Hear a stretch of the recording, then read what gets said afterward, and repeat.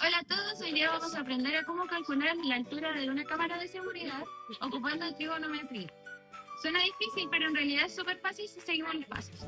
Un clinómetro es una herramienta que nos sirve para medir el ángulo en el mundo real.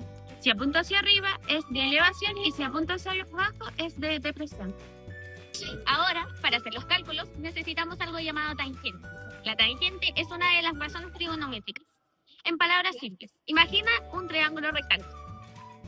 La base es la distancia en el suelo, el lado vertical es la altura y el ángulo está en la esquina donde se juntan el suelo y la altura. La tangente lo que hace es comparar la altura con la base. Es como una división que nos dice cuánto crece el triángulo hacia arriba en comparación con lo que avanza hacia adelante. Por eso, si yo sé el ángulo y la base, la tangente me ayuda a encontrar la altura. Y si sé el ángulo y la altura, me ayuda a encontrar la base. Es como un puente que conecta ángulos con medidas reales.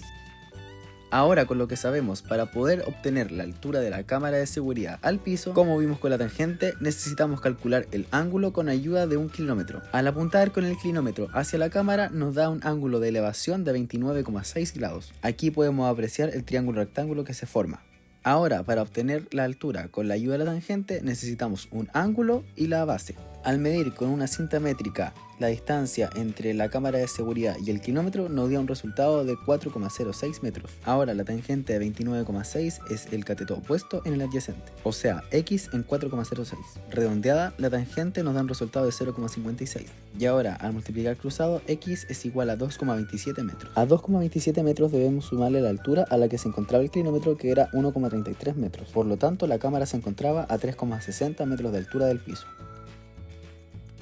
¿Y qué pasaría si el ángulo ya no lo medimos nosotros, sino que nos dicen que es un ángulo de presión de 80 grados? Como ya sabemos que la suma de todos los ángulos de un triángulo rectángulo deben darnos 180 grados, por lo que si sabemos que el ángulo de presión es de 80 grados, el ángulo de elevación debería ser de 10. Ahora sí, el ángulo recto, el de depresión y el de elevación nos da un total de 180 grados. Apuntando la cámara, debemos ir alejando poco a poco el clinómetro hasta que este nos marque un ángulo de elevación de 10 grados hacia la cámara. Al medir la distancia al que en el kilómetro nos dio 10 grados, fue de 11 metros respecto a la cámara. Ahora, la tangente de 10 grados es igual al cateto opuesto en el adyacente, o sea, x dividido en 11. La tangente de 10 nos da como resultado 0,17, lo cual al multiplicar cruzado nos da como resultado 1,87. Ahora, para poder obtener nuevamente la altura de la cámara, a estos 1,87 metros debemos sumarle la altura a la que se encontraba el clinómetro. Al medir con una cinta métrica, la altura era de 1,43 metros. 1,87 más 1,43 nos da un resultado de 3,3 metros, por lo que finalmente la altura de la cámara al piso debería ser de 3,3 metros.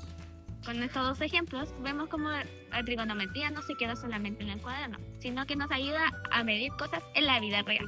La tangente nos ayuda a unir con un ángulo lo que vemos y lo que medimos en el suelo, para descubrir alturas o distancias que parecen imposibles. En resumen, con algunas herramientas y datos pudimos calcular alturas sin subirnos a ningún lado. Al final vimos que nunca fue tan difícil como parecía. 1, 2, 3. 3, 2, 1, todo mundo sobre 2. Raiz em cada um.